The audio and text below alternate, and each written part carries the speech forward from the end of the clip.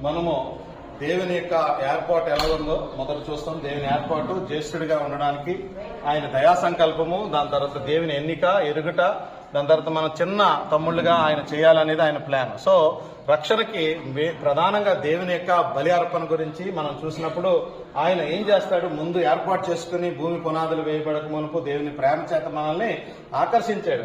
ఆయన ముందుగా నిర్ణయించుకున్న తర్వాత సువార్త పిలుపు ద్వారా మనల్ని పిలిచినాడు. కొత్తగా జన్మించిన అనుభవంలోకి మనల్ని నడిపిస్తాడు. దాని తర్వాత నీతిమంతులుగా తీరుస్తాడు. దాని తర్వాత దత్తపుత్రులుగా మనల్ని స్వీకరిస్తాడు.